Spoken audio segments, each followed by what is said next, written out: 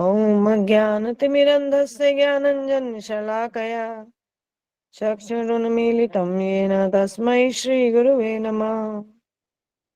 श्रीजीवप्रकटीकृतं राधालिङ्गितविग्रहम् राधा दामोदरं वन्दे श्रीजीवजीवितेश्वरम्। जय श्री कृष्ण चैतन्य प्रभु नित्यानंद, श्री अद्वैत गदाधर श्रीवासादि गौर भक्त वृंद। हरे कृष्ण कृष्ण कृष्ण हरे हरे, हरे राम राम राम हरे हरे। श्री गीता माला श्लोक संख्या 20, जो कि श्रीमद् भगवत गीता के 7वें अध्याय का तीसरा श्लोक है। मनुष्याणां सहस्रेषु कश्चित् यतति सिद्धये, यततामपि सिद्धानां कश्चिन् मां वेत्ति तत्वतः।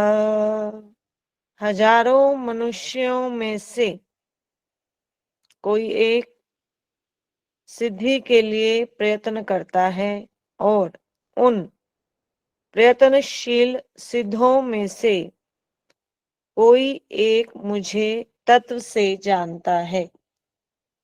तो मनुष्य नाम सहस्त्रेषु, हजारों मनुष्यों में से। तो मनुष्य योनि की बात हो रही है इस श्लोक में। सभी जीवात्माएं हैं इस संसार में, जो कि भिन्न भिन्न योनियों में हैं। 84 लाख प्रकार की योनियां बताई गई है। आत्मा इस संसार में 84 लाख योनियों में देहांतरण करती है। तो 84 लाख योनियों में से यहाँ पर मनुष्य योनि की बात हो रही है। तो मनुष्य योनि मिलना बहुत ही दुर्लभ है। भगवान की असीम अनुकंपा से, अहेतु की कृपा से, भारी कृपा से इसकी प्राप्ति होती है।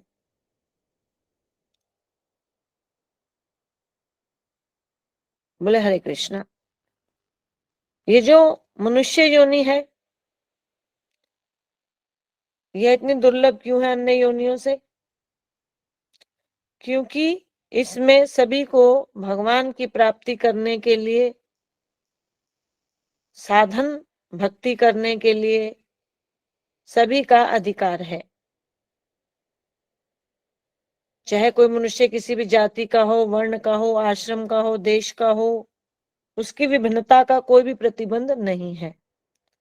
और मनुष्येतर अर्थात मनुष्य से निम्न जितनी भी योनियां हैं,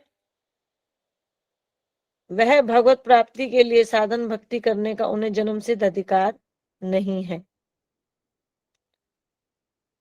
वह प्राणी जो अन्य योनियों में है, वह कोई साधन नहीं अपना सकते।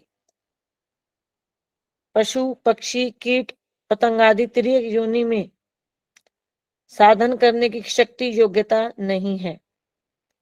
और जो मनुष्यों से ऊपर देवादि योनियां हैं, उनके पास तो शक्ति है, फिर भी मनुष्य योनि को दुर्लभ बताया गया है, श्रेष्ठतर बताया जाता है। देवादि योनियों में शक्ति भी है, किंतु उन लोकों में भोगों की अधिकता है।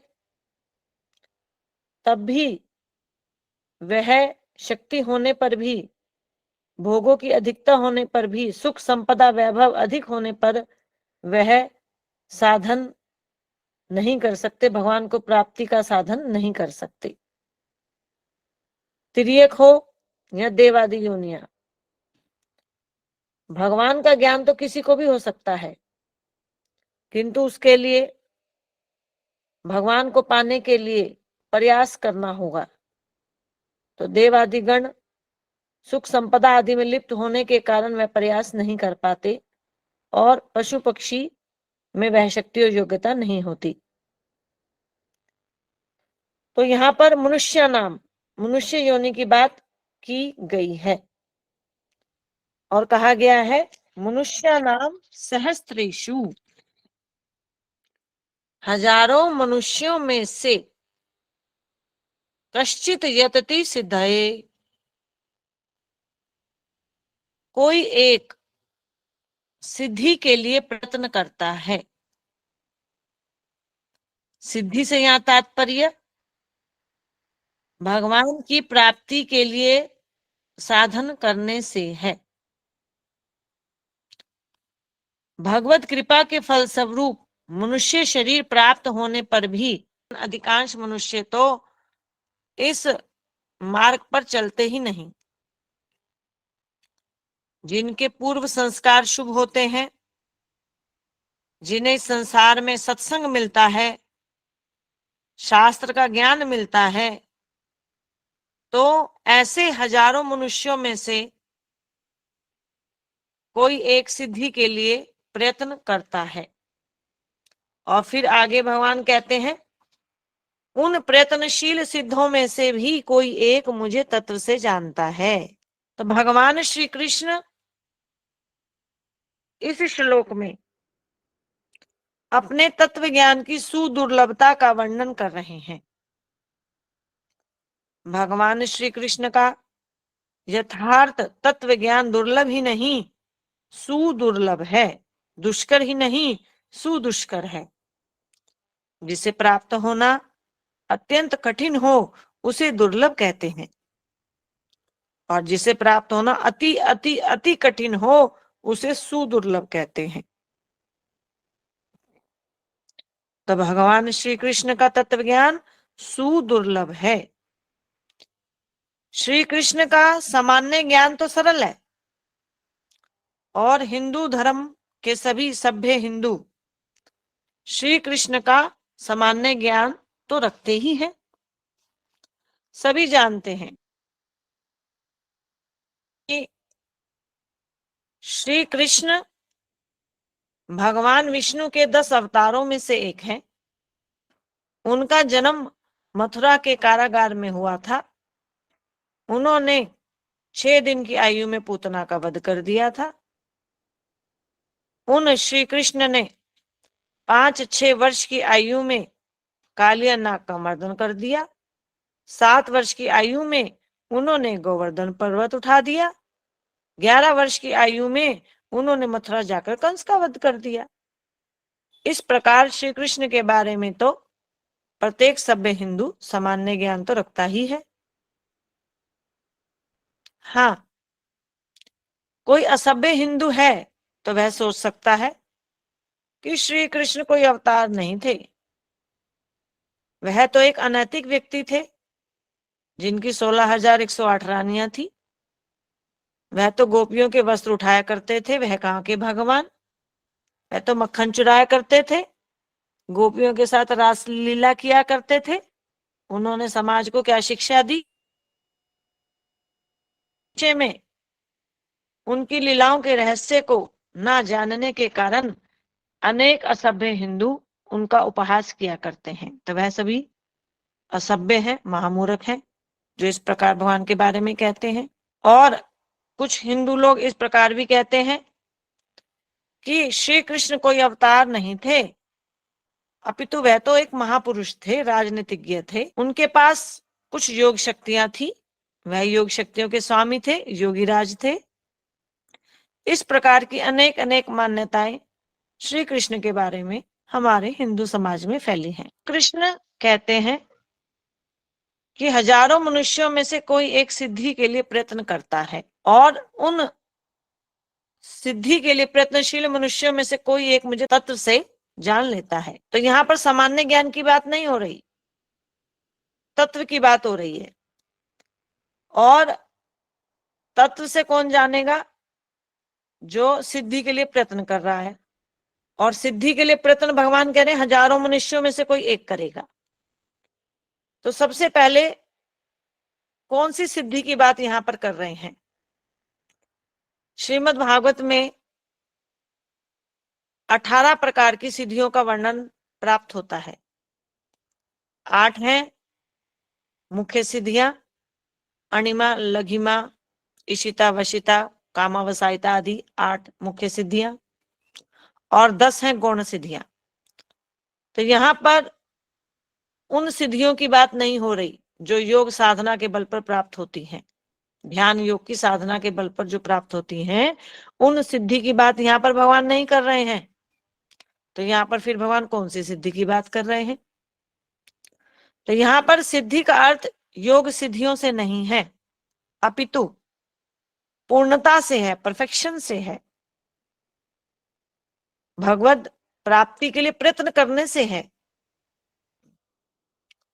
पूर्णता का अर्थ यहाँ पर यह भी नहीं कि भगवान पूर्ण है और वह भगवान बनने का प्रयत्न करता है, नहीं, अपितु पूर्णता का अर्थ है कि वह साधन की पूर्णता के लिए प्रयत्न करता है। अब ये साधन 3 प्रकार के हैं, ज्ञान मार्ग, ध्यान मार्ग और भक्ति मार्ग। तो साधन की पूर्णता अर्थात मोक्ष की प्राप्ति।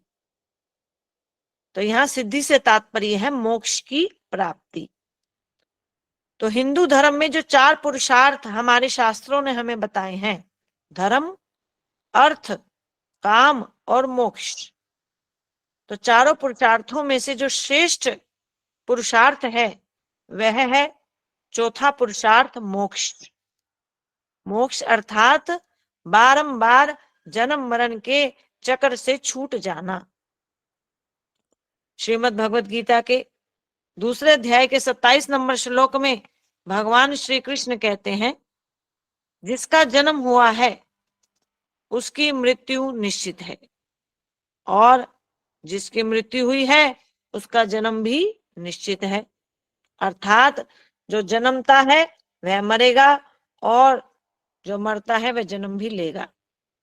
तो यह एक अंतहीन चक्र है जिसका कर्म के द्वारा अंत नहीं हो सकता। इस अंतहीन चक्र का अंत करने के लिए जो प्रयास करता है उसे कहते हैं मुमुक्षु या मोक्षकामी। तो मोक्षकामी व्यक्ति इस संसार में मोक्ष प्राप्त कर लेने के पश्चात कभी भी संसार में लौटकर नहीं आता। बोले हरे कृष्णा।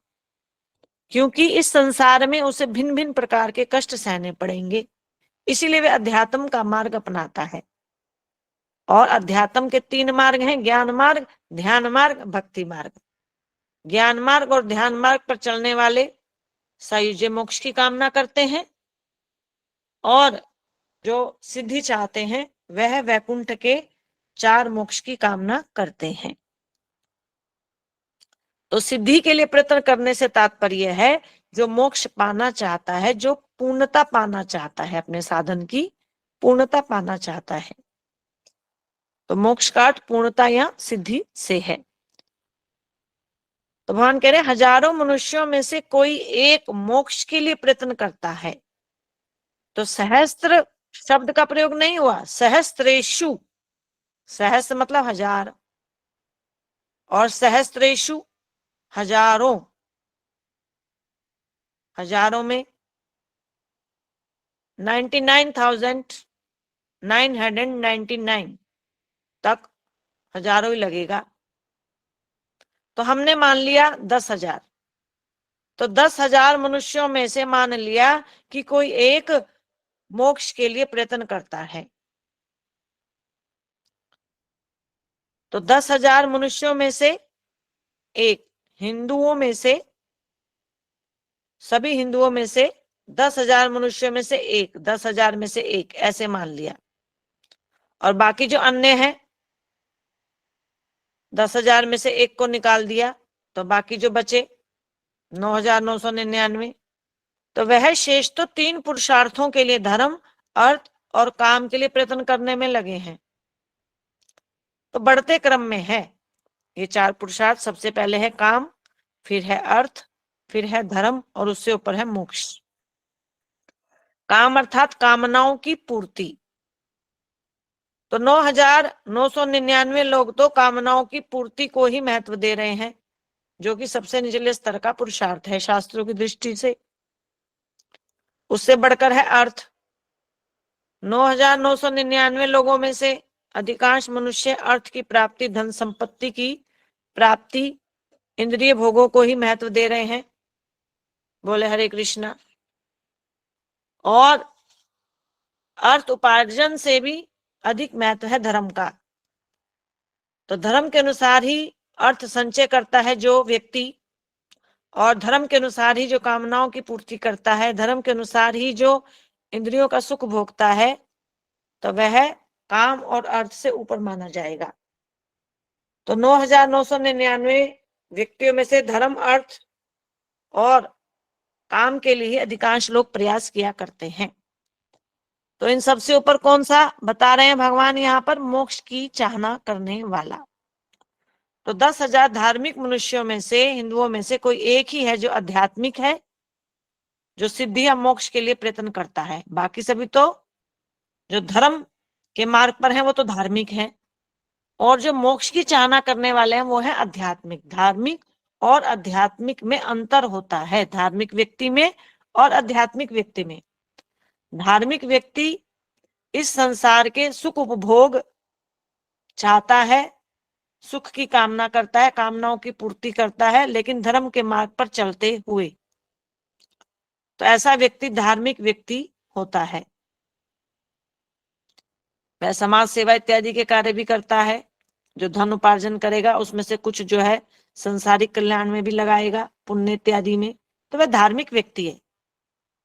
तो यहाँ भगवान आध्यात्मिक व्यक्ति की बात कर रहे हैं। सिद्धि की चाहना करने वाला कौन सा व्यक्ति है? आध्यात्मिक व्यक्ति। तो आध्यात्मिक कौन है? जो मोक्ष की चाहना करता है। तो हजारों में से, अर्थात हमने मान लिया 10,000 धार्मिक मनुष्यों में से कोई एक ऐसा है जो मोक्ष के लिए प्रयत्न करता है। फिर वह जो मोक्ष के लिए प्रयत्न कर रहा है, वह जीव, वह मनुष्य, फिर चाहे वह सफल हो या असफल हो, उसकी बात बाद में करते हैं कि वह सफल होगा या असफल होगा, लेकिन बात हो रही कि प्रयत्न कर रहा है, अध्यात्म मार्गी है। हरे कृष्ण कृष्ण कृष्ण हरे हरे, हरे राम राम राम हरे हरे। तो कैसे पता चलेगा वो सिद्धि के लिए प्रयत्न कर रहा है कि नहीं कर रहा? तो यदि किसी हिंदू मंदिर में या मेले के उत्सव में या वृंदावन में हजारों हजारों लोगों की भीड़ हो और उनका इंटरव्यू लिया जाए, उनसे पूछा जाए, भैया आपके जीवन का उद्देश्य क्या है? आप जो ये पूजा पाठ कर रहे हैं इसके पीछे क्या उद्देश्य है? तो 9,999 लोगों का उद्देश्य एक ही होगा, सुख संपत्ति घर आवे कष्ट मिटे तन का। हम तो मंदिर इसलिए गए थे जी कि हमारा कोई बिगड़ा काम बन जाए। हम तो गंगा स्नान इसलिए करते हैं जी, हमारे पाप मिट जाए, हमें सुख मिल जाए। हम तो दर्शन यज्ञ पूजा पाठ इसलिए करते हैं कि सुख शांति बनी रहे। तो यह सभी मनुष्य धार्मिक कहलाएंगे, आध्यात्मिक नहीं। धार्मिक और आध्यात्मिक व्यक्ति में इतना अंतर होता है कि आध्यात्मिक व्यक्ति मोक्ष की प्राप्ति, भगवान की प्राप्ति, भगवत प्रेम की प्राप्ति के लिए भजन पूजन व्रत इत्यादि करता है, और धार्मिक व्यक्ति सुख शांति पाने के लिए, सुख संपत्ति घर आवे कष्ट मिटे तन का पाने के लिए भजन किया करते हैं। तो भगवान कह रहे हैं जो भगवान की प्राप्ति के लिए, मोक्ष की कामना के लिए प्रयत्न करते हैं, उन प्रयत्नशील सिद्धों में से, अर्थात जो साधक गण हैं, कोई एक मुझे तत्व से जानता है। अर्थात यदि मान लिया जाए कि 10 लाख धार्मिक मनुष्य हैं, तो उनमें से 100 लोग ऐसे निकलेंगे जो प्रयत्नशील साधक हैं, जो मोक्ष की कामना करेंगे। तो भगवान कह रहे हैं उनमें से कोई एक मुझे तत्व से जानता है। यो में वेति कश्चिन माम वेति तत्वतः, यह शब्द बड़ा ही महत्वपूर्ण है। कश्चिन माम वेति तत्वतः, जो मुझे तत्व से, यथार्थ से जानता है। तत्व से जानना अर्थात यथार्थ रूप में जानना। वास्तव में भगवत तत्व की प्राप्ति कठिन या दुर्लभ नहीं है, अपितु सच्ची लगन से इस मार्ग पर तत्परता पूर्वक चलने वाले बहुत कम लोग हैं। यह नहीं सोच लेना कि भगवान को जानना बहुत कठिन है। कठिन नहीं है, दुर्लभ नहीं है। भगवान की प्राप्ति। अपितु इस मार्ग पर चलने वाले लोगों की संख्या बहुत कम है। तो जो तत्व से जानता है, भगवान कह रहे हैं, बाकी जो शेष हैं वह तत्व से नहीं जानने, वह तो सामान्य ज्ञान रखते हैं कि कृष्ण भगवान है, जन्माष्टमी मना लेते हैं, सीजनल भक्ति करते हैं, वह कृष्ण माखन चुराया करते थे, विष्णु के अवतार हैं, गोवर्धन उठाते हैं। तो अधिकांशतः लोग भगवान के बारे में यही जानते हैं। तो यथार्थ ज्ञान रखने वाला तो कोई विरला है। और यथार्थ ज्ञान भगवान का कौन रखेगा? अध्यात्म मार्गियों में से ज्ञानी नहीं रखेगा। ज्ञानी तो निराकार ब्रह्म का ज्ञान रखता है, वह तो साकार ब्रह्म का ज्ञान रखता ही नहीं। निराकार ब्रह्म के ज्ञान में साकार ब्रह्म के ज्ञान की अपूर्णता है, इसलिए उसका ज्ञान जो है तत्व ज्ञान नहीं कहा जा सकता। और ध्यान योगी अष्टांग मार्ग पर चलते हैं तो ज्ञानी और ध्यानी तत्व ज्ञान अर्जित नहीं कर सकते। तो यह ज्ञान तो केवल भक्ति मार्गियों को ही होता है, क्योंकि भक्ति में ही इतनी शक्ति है कि वह भगवान का तत्व ज्ञान करा सकती है। भगवान श्री कृष्ण भगवत गीता के 11वें अध्याय के 54 नंबर श्लोक में कहते हैं, भक्तया तु अनन्या शक्य एवं अहम विदु अर्जुना। जो मेरी अनन्य भक्ति करते हैं उन्हीं के द्वारा मेरा तत्व ज्ञान अर्जित करना संभव है। तो भक्ति में भी कौन सा भक्त भगवान का तत्व ज्ञान अर्जित कर पाएगा? जो अनन्य भाव से भगवान की भक्ति करेगा। जो मिश्रित भक्ति करेगा वह तो कभी भी कृष्ण को समझ ही नहीं पाएगा। तो भगवान कृष्ण कहते हैं 11वें अध्याय के 54 नंबर श्लोक में, हे अर्जुन, हे शत्रु विजेता, केवल अनन्य भक्ति के द्वारा मुझे उस रूप में जाना जा सकता है जिस प्रकार तुमने जान रखा है। मेरा जो तत्व ज्ञान है वह तो अनन्य भक्ति के द्वारा ही हो सकता है, और मेरा साक्षात दर्शन भी अनन्य भक्ति के द्वारा हो सकता है।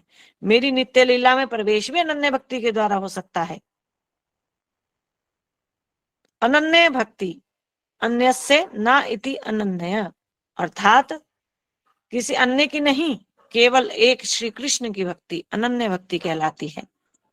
अतः जो सम्मान सबका करता है किंतु भक्ति, व्रत, पूजन, कीर्तन, नाम जप, यज्ञ, श्रवण इत्यादि जो भी है वह केवल कृष्ण के लिए करता है, उसे अनन्य भक्त कहते हैं।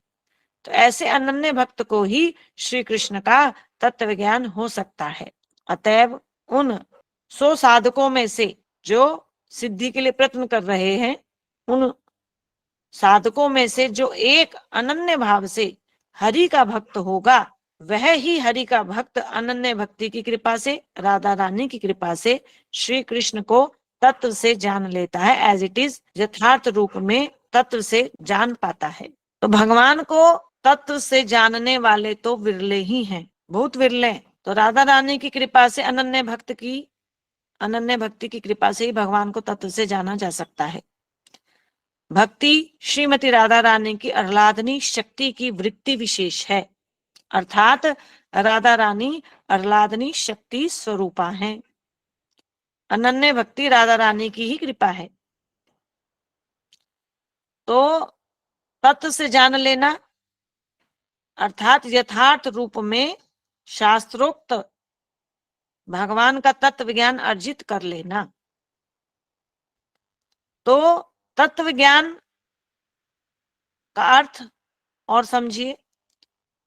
तत्व ज्ञान अर्थात श्री कृष्ण को, उनकी शक्तियों, उनके धाम, उनका परिकर, उनके अवतार, उनकी विभूतियां सब जान लेना। उनके देवी देव जो रूप है उनकी विभूतियां हैं। श्री कृष्ण अवतारी हैं, श्री कृष्ण के अनेकों अनेकों अवतार हैं, भगवान की अनंत शक्तियां हैं, और मुख्य 3 शक्तियां हैं, बहिरंगा शक्ति, तटस्था शक्ति और स्वरूप शक्ति। तो जो इसको जान लेता है तो यह है तत्व से जानना। और जो लोग मानते हैं कि भगवान तो एक है जी, उनके रूप अनेक हैं, ठीक है बात, लेकिन रूप जो अनेक हैं वो कौन से हैं? तो सभी को, देवी देव रूप को, भगवान रूप को और स्वयं भगवान श्री कृष्ण को जो एक ही मान रहा है, तो वह ज्ञानी नहीं, उसे तो अधूरा ज्ञान है। तो श्री कृष्ण के जो रूप है, उनके अवतार हैं हरि तत्व, जो कि सब सच्चिदानंद है। तो जो श्री कृष्ण को सच्चिदानंद रूप में, श्री कृष्ण को अंशी रूप में और अन्य हरि के अवतारों को, भगवत अवतारों को अंश रूप में जान लेता है और भगवान श्री कृष्ण की प्राप्ति के उपाय, भक्ति के विषय में जो शास्त्रोक्त जान लेगा और भक्ति का हेतु प्रयोजन कृष्ण प्रेम जो जान लेगा, वही वास्तव में तत्व से जानना है। आजकल वृंदावन के बहुत पहुंचे पहुंचे संत राधा कृष्ण के नाम के साथ साथ अपने संप्रदाय का नाम जोड़कर मंत्र दान दे रहे हैं, दीक्षा दे रहे हैं। तो भक्ति करने का अर्थ है शास्त्रोक्त विधि से भक्ति करना, शास्त्र विधि से मंत्र जाप करना। और वृंदावन में अनेक अनेक संत अपने ही बनाए हुए जो मंत्र है वह दे रहे हैं दीक्षा रूप में। राधा कृष्ण के नाम के साथ जोड़ दिया अपने संप्रदाय का नाम। भगवान का नाम चाहे किसी भी रूप में लिया जाए अवश्य ही फलदायी है, किंतु यदि माला के ऊपर कोई जप करना है भगवान के नाम का तो वह शास्त्रोक्त होना चाहिए। कीर्तन हम किसी भी नाम का किसी भी अवस्था में कभी भी कर सकते हैं, किंतु नाम जप हमें शास्त्रोक्त ही करना चाहिए। कीर्तन भक्ति कलयुग का नियम है, सर्वश्रेष्ठ उपाय है भगवान की प्राप्ति का। तो शास्त्रोक्त मंत्र जाप ही पूर्ण लाभ देगा। और मंत्रों में भी, मंत्रों का जो राजा है कलयुग में वह है हरि नाम महामंत्र। तो कलयुग में सबसे बड़ा मंत्र है हरि नाम महामंत्र। हरे कृष्ण कृष्ण कृष्ण हरे हरे, हरे राम राम राम हरे हरे।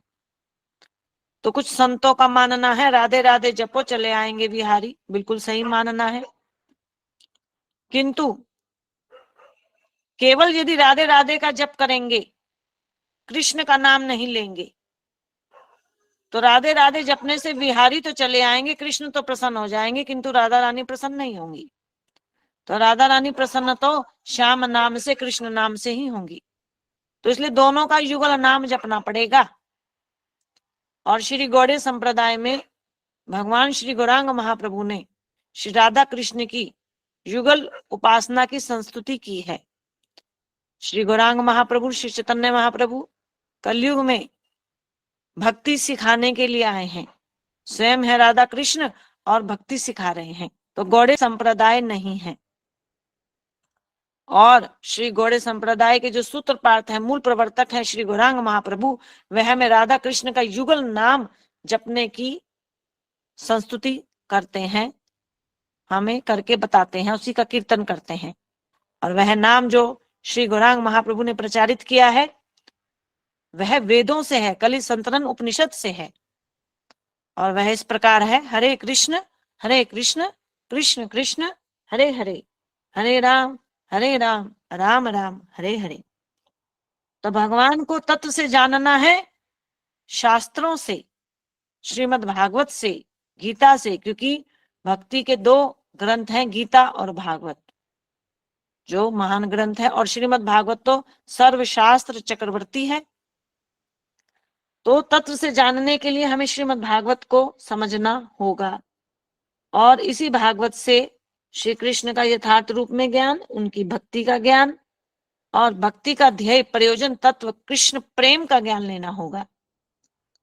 कृष्ण प्रेम हमें प्राप्त करना है साधन भक्ति के फल स्वरूप। प्रेम करना नहीं है, भगवान से प्रेम किया नहीं जाएगा। संसारिक प्रेम किया जा सकता है, भगवान से प्रेम नहीं किया जा सकता। प्रेम तो ध्येय है, लक्ष्य है, साध्य है, जिसे पाना है, और वह पाया जाएगा साधन भक्ति के फल स्वरूप। तो साधन भक्ति करनी सीखनी है, कहां से? भागवत से। शास्त्रों से।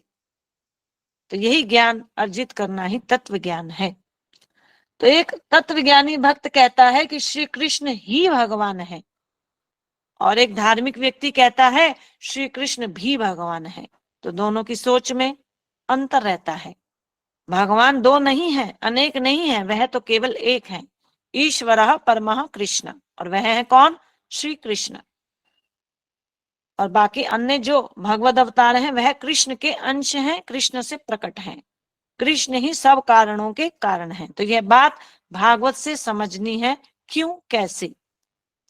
तो जो लोग सोचते हैं कि श्री कृष्ण तो विष्णु के 10 अवतारों में से एक हैं, तो यह बात गीता भागवत के अनुसार सत्य नहीं है।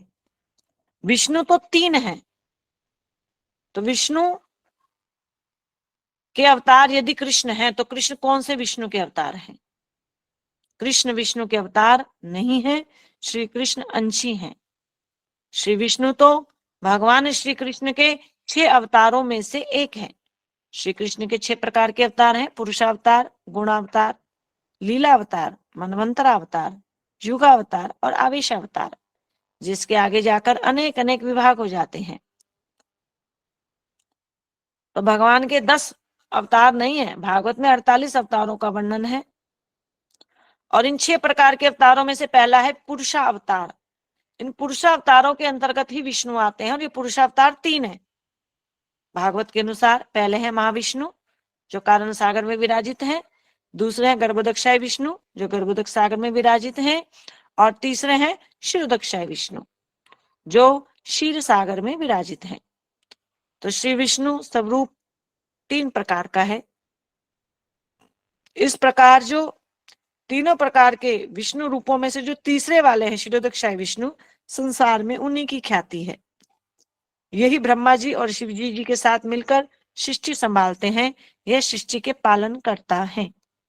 इसलिए यह तीसरे वाले विष्णु गुणावतार भी कहलाते हैं। तो जब हम तत्व से श्री कृष्ण को जानते हैं, भागवत से तत्व ज्ञान अर्जित करते हैं, तो यह ज्ञात होता है कि श्री विष्णु ही श्री कृष्ण के अंश हैं। तो यह जानने के लिए तो पूरी गीता और भागवत को बार बार मंथन करना पड़ेगा, तब जाकर बुद्धि में यह बात प्रवेश करेगी। क्योंकि पहले से ही बुद्धि रूपी ब्लैक बोर्ड पर लिखा है श्री कृष्ण विष्णु के अवतार है, तो उसे मिटाना बहुत कठिन है। तो इसे मिटाने के लिए तो गीता भागवत को बार बार सुनना पड़ेगा। यद्यपि श्री विष्णु और श्री कृष्ण में स्वरूपतः कोई भेद नहीं, सच्चिदानंद स्वरूप हैं दोनों ही, किंतु यदि हम अंश अंशी की बात करते हैं तो हमें मंथन करना होगा।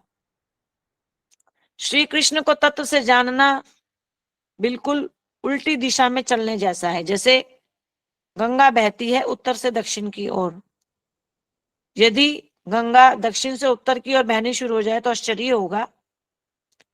इसी प्रकार सारा हिंदू धर्म रट रहा है श्री कृष्ण विष्णु के अवतार हैं, तो ये तो सीधी गंगा है। किंतु जो कृष्ण को तत्व से जानने में लगे हैं तो वह उल्टी गंगा बहने के समान हुआ।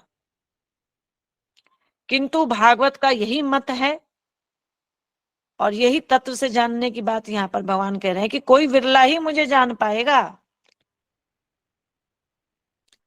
और जो भगवान को, जो विरला व्यक्ति भगवान को जान लेगा, तत्व ज्ञान अर्जित कर लेगा, तो वह मोक्ष को नहीं प्राप्त करेगा, अपितु मोक्ष से बढ़कर कृष्ण प्रेम गोलोक धाम को प्राप्त करेगा, श्री कृष्ण की नित्य सेवा में चला जाएगा। तो अब कोई सोचे कि ये तो जीबीपीएस वाले तो उल्टी गंगा बहाने में लगे हैं। तो जीबीपीएस गौड़े संप्रदाय की शाखा है, तो ये उल्टी गंगा बहाने में नहीं लगे हैं। ये जीबीपीएस का मत नहीं है कि श्री कृष्ण अंशी हैं। यह गौड़े संप्रदाय के महान तत्वाचार्य विश्व गुरु श्रील जीव गोस्वामी पाद जी, जिन्होंने भागवत के ऊपर तत्व ज्ञान के अभूतपूर्व ग्रंथ लिखे हैं, यह उनका मत है। ये पूरे गौड़े संप्रदाय का मत है। श्री कृष्ण अंशी हैं और विष्णु उनके अंश हैं, और स्वरूप से विष्णु में और कृष्ण में कोई भेद नहीं है। किंतु कृष्ण को तत्व से जानना अर्थात यथार्थ में जानना, प्रयोजन तत्व कृष्ण प्रेम के बारे में, रस तत्व के बारे में जानना, भक्ति के विषय में जानना, धाम के विषय में जानना, परिकर के विषय में जानना, यह है तत्व ज्ञान अर्जित करना। भगवान कहते हैं कि हजारों मनुष्यों में से कोई एक सिद्धि के लिए प्रयत्न करेगा, बाकी अन्य तो भुक्ति के लिए, संसारिक कामनाओं की पूर्ति के लिए, अर्थ प्राप्ति के लिए प्रयत्न करेंगे। मोक्ष के लिए तो कोई विरला ही प्रयत्न करेगा, और जो मोक्ष के मार्ग पर चल पड़ा, जो अध्यात्म के मार्ग पर चल पड़ा, ऐसे प्रयत्नशील मनुष्यों में से कोई एक विरला मुझे तत्व से जान लेता है। और जो भगवान को तत्व से जान लेता है वह भगवान को प्राप्त कर जाता है। भगवान को प्राप्त करने का अर्थ है गोलोक धाम को प्राप्त करना, कृष्ण प्रेम को प्राप्त करना, भगवान की नित्य लीला में प्रवेश पा जाना। तो भगवान को तत्व से जान लेने वाला ही वास्तविक ज्ञानी व्यक्ति है। हरे कृष्ण कृष्ण कृष्ण हरे हरे, हरे राम राम राम हरे हरे। तो भगवान को तत्व से जानने के लिए तत्ववेत्ता, तत्व ज्ञानी गुरु की शरण में जाना चाहिए। अब भगवान श्रीमद् भगवत गीता में भी 4थे अध्याय के 34 नंबर श्लोक में भी तत्व ज्ञानी, तत्वदर्शी गुरु की शरण में जाने की बात भगवान करते हैं। तद विद्धि प्रणिपातेन परिप्रश्नेन सेवया उपदेक्षन्ति ते ज्ञानम ज्ञानिनस् तत्वदर्शिना। तो तत्वदर्शी ज्ञानी जन ही तुम्हें दिव्य ज्ञान का उपदेश प्रदान करेंगे। तो तत्वदर्शी गुरु की शरण में जाना चाहिए। तो जो हमें शास्त्रोक्त भगवान का ज्ञान प्रदान करे, जो भक्ति मनमाने ढंग से नहीं, मनमाना मंत्र दीक्षा दान नहीं देता, अपितु शास्त्रोक्त ज्ञान देता है, तो ऐसे गुरु की शरण में जाना चाहिए। तो तत्व ज्ञान अर्जित करने से ही भगवान के जो वास्तविक स्वरूप है गोलोक धाम, अंशी रूप स्वयं भगवान, अद्वैत ज्ञान तत्व, पूर्ण परम ब्रह्म परमेश्वर श्री कृष्ण रूप को प्राप्त किया जा सकता है।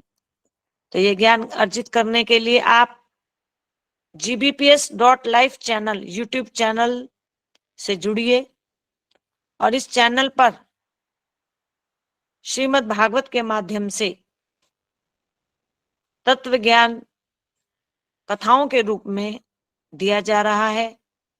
और श्री भागवत संदर्भ जो तत्व ज्ञान का अभूतपूर्व ग्रंथ है, श्री भागवत संदर्भ ग्रंथ जो 6 भागों में है, विश्व गुरु श्री जीव गोस्वामी पाद जी कृत। तो यह श्री भागवत संदर्भ ग्रंथ का ज्ञान gbps.life चैनल पर आपको मिलेगा। और आने वाले समय में आपको श्री गोपाल चंपू जो कि लीला ग्रंथ है, यह ज्ञान भी आपको यूट्यूब पर मिलेगा। और तत्व ज्ञान अर्जित करने के लिए भागवत का एक श्लोक है आत्मा राम श्लोक, उस श्लोक को सुनिए।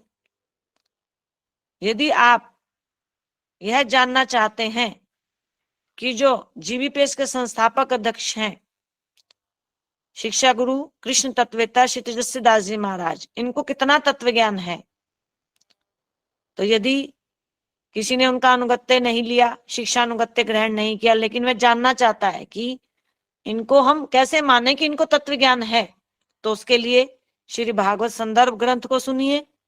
और आत्माराम श्लोक जिसके लगभग 61 अर्थ जो श्री गौरांग महाप्रभु ने किए थे, उन 61 अर्थों के ऊपर लगभग 14 घंटे कथा प्रवचन यूट्यूब पर उपलब्ध है आत्माराम श्लोक। तो यदि आप इस आत्माराम श्लोक को सुनेंगे, श्री भागवत संदर्भ ग्रंथ को सुनेंगे, तो आप यह निश्चित कर पाएंगे, सुनिश्चित कर पाएंगे कि वाकई ही जीवीपीएस के संस्थापक अध्यक्ष कृष्ण तत्ववेता श्री तेजस्वी दास जी महाराज को तत्व ज्ञान है। तो इस तत्व ज्ञान से जुड़िए और अपना जीवन बदलिए। हरे कृष्ण कृष्ण कृष्ण हरे हरे, हरे राम राम राम हरे हरे। श्री कृष्ण तत्व ज्ञान से जुड़िए, तत्व ज्ञान अर्जित कीजिए और भक्ति मार्ग पर निरंतर अग्रसर होते रहिए। श्री कृष्ण वाणी श्रीमद् भगवद गीता की जय।